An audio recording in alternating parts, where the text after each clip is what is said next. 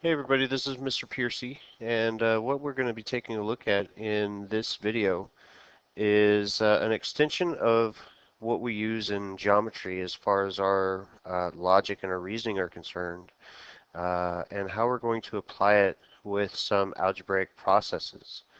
Now, what we're primarily going to be looking at, the type of reasoning that we're using, is an extension of deductive reasoning because we're really going to be applying different kinds of facts or properties to things as opposed to looking at patterns to see how things work.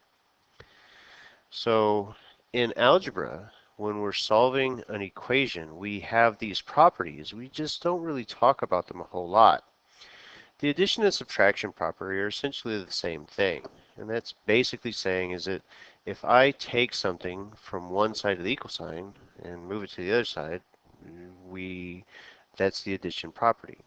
But it's also saying, like, if I take some number where a and b are the same number or they have the same value, if I take those numbers and I add something to one, I would get the same value if I added it to both of them. Same thing with subtraction. Multiplication and division also are pretty much tied together with our rules here. My marker on. Let's do here. So again, if a and b are the same value, and if I multiply something to a, I would get the same value if I multiplied that number to b also. Same thing if I divided them. Now usually what we do when we're doing these properties is we're solving an algebraic equation. So it's like whatever I do to the one side of the equal sign, to do the same thing to the other. So that we also use the multiplicate those properties when we're solving equations. Now the substitution property, this last thing here, is basically saying is that if a and b are the same number, then I can substitute a or b into an equation and I should still get the same thing. So in the example that we see at the bottom, they're saying that x and y are equal to each other. So if x plus 5 is equal to 7, then y plus 5 should also equal 7. So x and y would both equal to the number 2. So here's an example of how we're going to use our properties of, addition, subtraction, multiplication, whatever, so that way we can solve an algebra equation. Now, I'm not going to really use the stuff in the middle of the paper or in the middle of the screen, because I really don't like doing my opposite operations side by side. I'm used to doing them top to bottom. So that's how I set up my equation. But we're going to start with the equation, the 2x plus 3 is equal to 9 minus x. And the reason I start with that is because that was given to me. That's why the reason that we have. So the next thing I'm going to do is anytime I have an equation like what I see here, where the variable that we're solving for is on both sides of the equal sign, first thing I want to do is get on one side of the equal sign. And the general rule of thumb says to take the smaller variable and move it to the bigger one. So I'm going to take the negative x on the right side, move it to the left side through addition. So I use the addition property of equality. Now at this point, what we're going to do is we're going to just kind of combine our like terms. So on the left side, the 2x and the 1x combine to give me 3x, and on the right side, the negative x and the positive x combine to give me 0. So all I'm left with is 9 on the right side of the equal sign. So we have a new equation that says 3x plus 3 is equal to 9.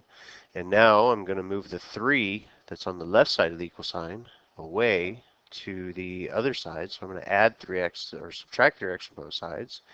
And that'll give me 3x is equal to 6. Well, now the last thing I have to do is I have to divide both sides by 3 to get x by itself. And when I do, I show that x is equal to 2.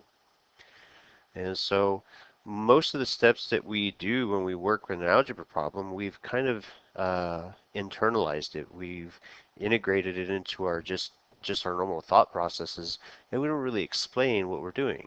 But the reason why we do these things are because of the properties associated with our algebraic processes. Here is another algebraic process called the distributive property. Distribution is essentially just multiplication. I'm going to take a variable or a number that's on the outside of a parentheses, and I'm going to multiply it to whatever we have inside.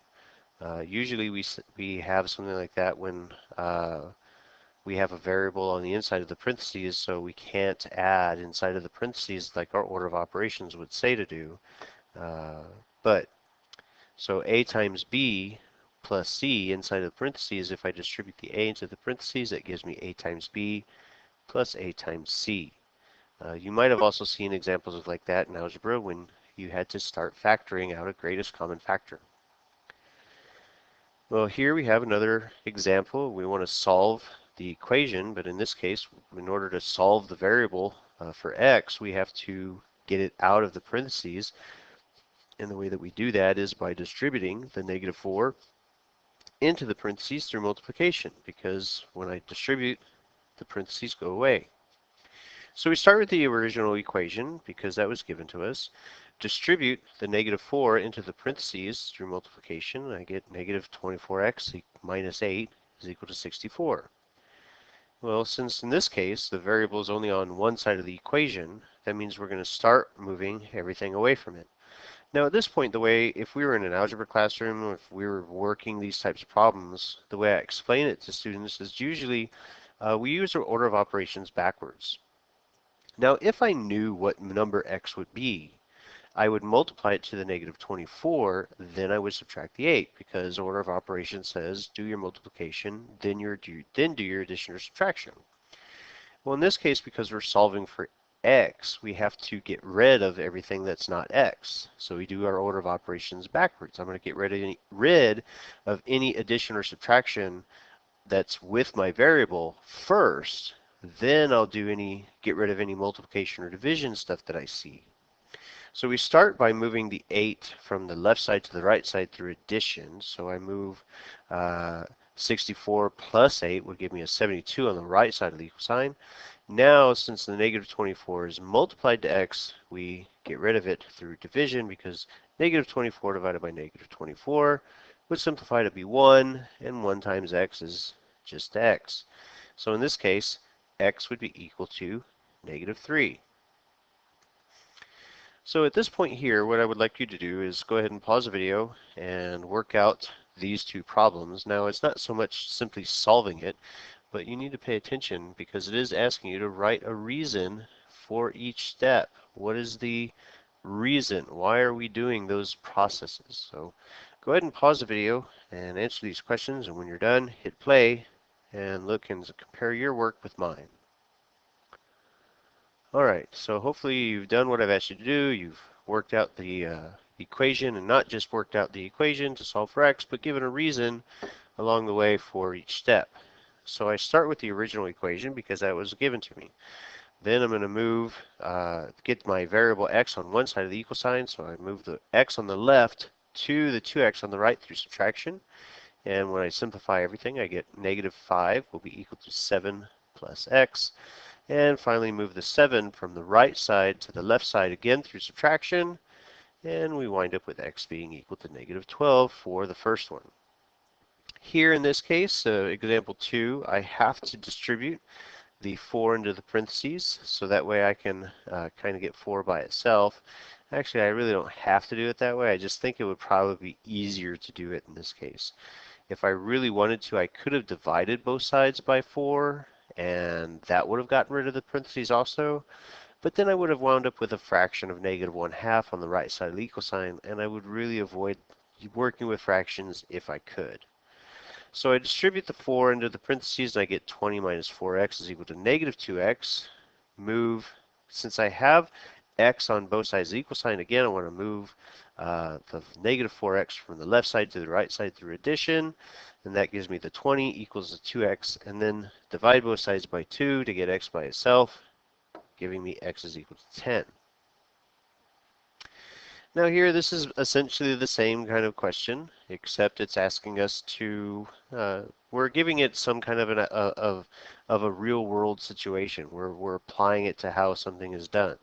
So this is the person that I always seem to get stuck behind on the highway when I'm driving somewhere, is somebody that is gonna do 5 miles an hour below the speed limit. So when I want to do 65, he's doing 60, and I can never get around these people. It's like my mutant power. I'm always going to find whoever's going to drive the slowest on the highway, and I'm going to get stuck behind them.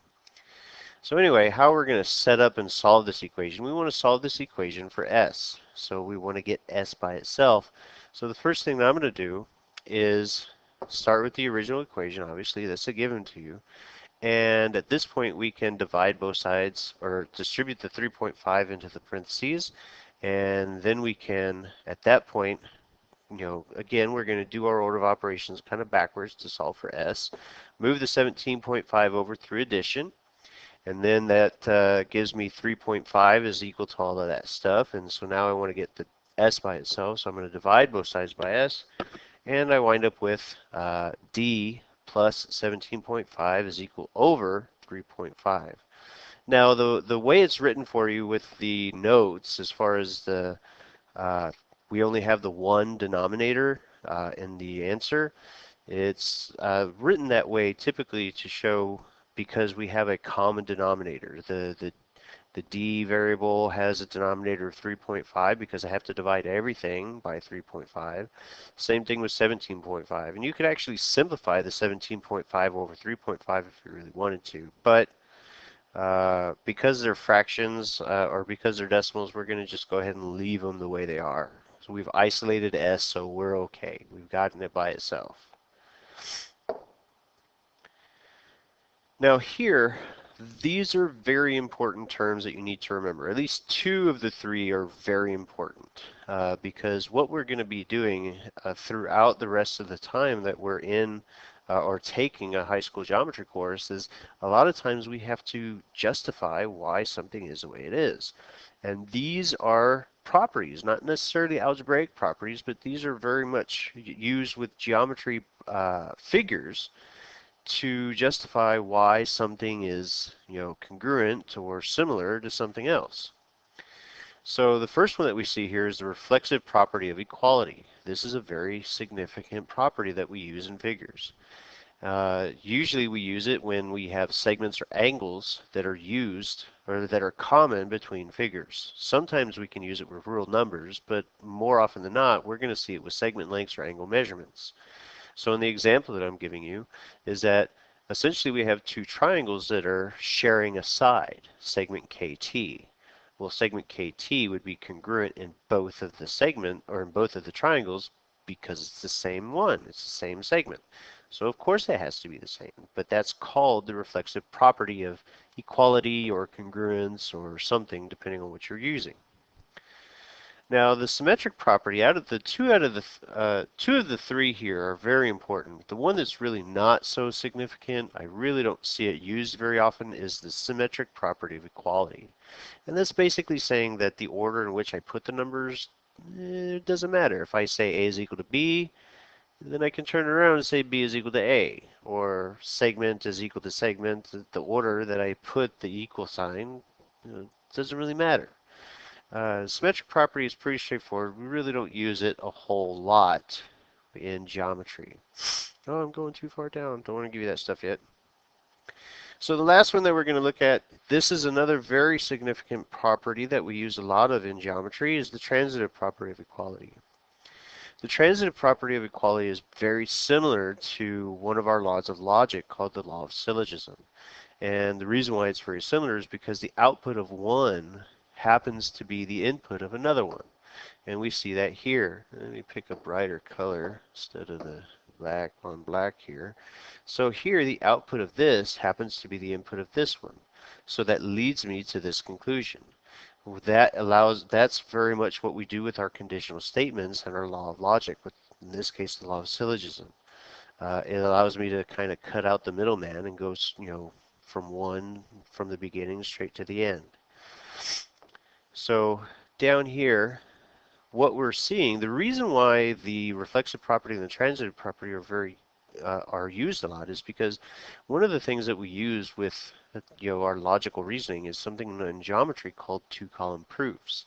And we see them a lot as far as the reasons why we can say something is equal to or congruent to something in geometry.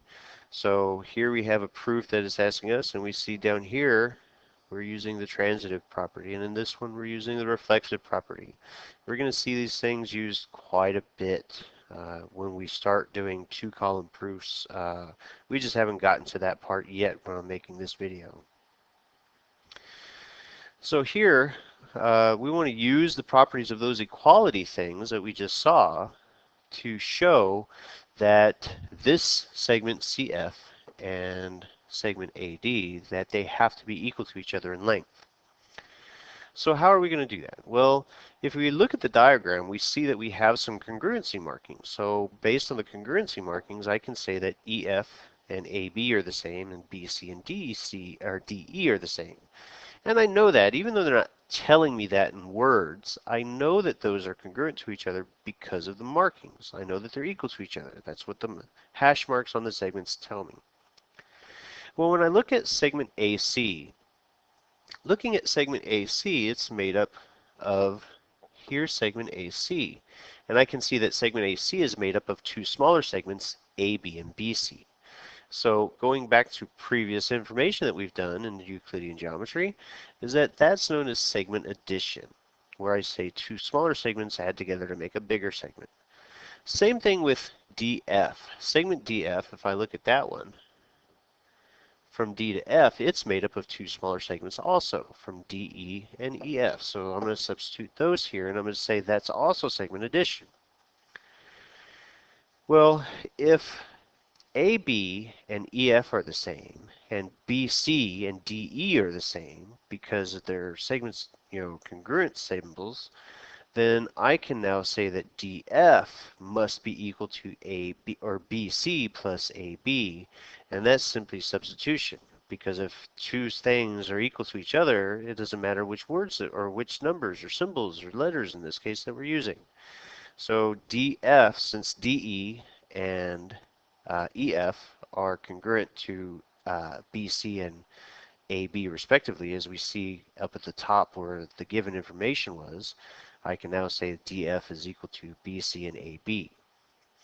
So simplifying that even further, DF must be congruent to AC, because here what we're noticing is that here we're using BC and AB is equal to DF, and here we're using BC and AB being equal to AC. So that means that DF has to be equal to AC. That's called the transitive property of equality. That's a big one that we use a lot in geometry. So since DF is composed, so if I can take C, I'm tripping over my tongue here, I'm sorry. So now we're going to go for segment DF and CD. This part here that's kind of in between DF and AC. If I take DF and I add CD to it, or if I take AC and I add CD to it, we're going to wind up with the same number, because that's what the addition property of equality says.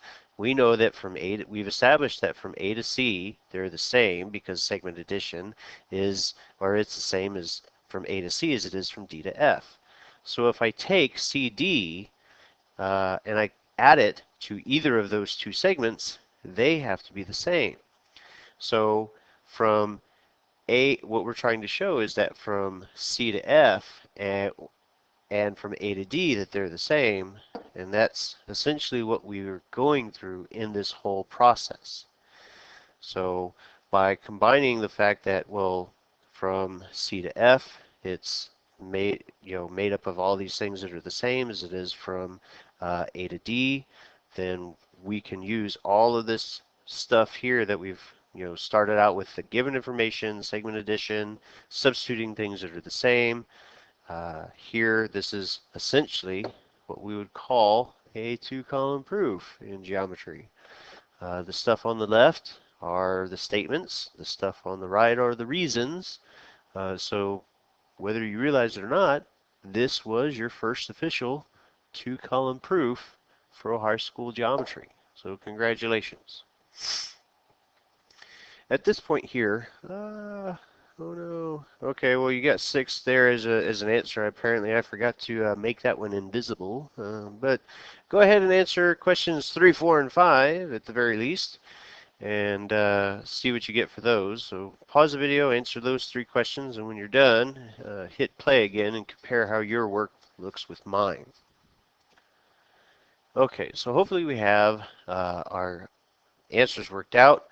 Let's go ahead and take a look at number 3. Now number 3, I worked it out 2 different ways because really there's 2 ways that you could do it. One way is going to require a little bit more work than the other one, so we'll see how you did yours. On the left in red is the easier way. Since I was trying to solve for S, I just went ahead and divided both sides by 5 using the division property of equality.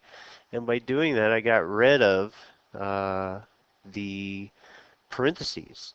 And so now all I had to do is move the 3 over through subtraction, and that gave me d over 5 minus 3 is equal to s.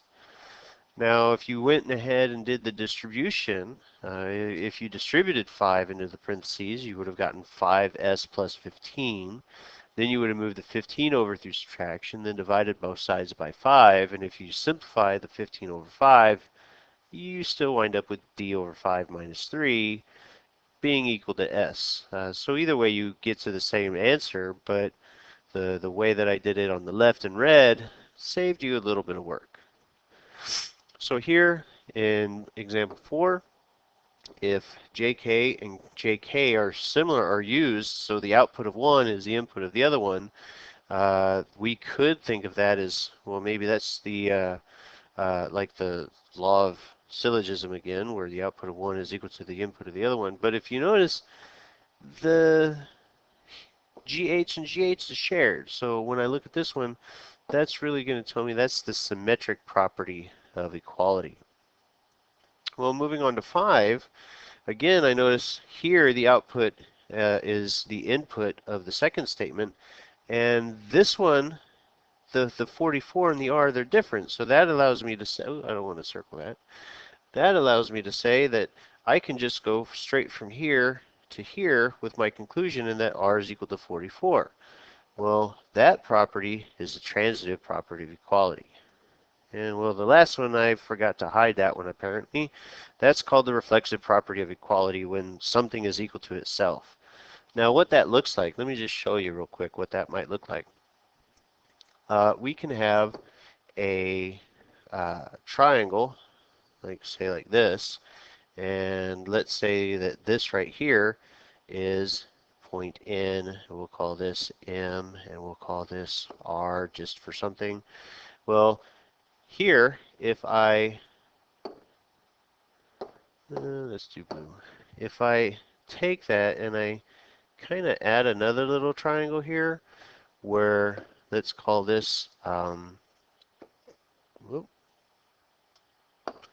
let's call this point right here point Q, and this point right here point L, I don't know, just for something.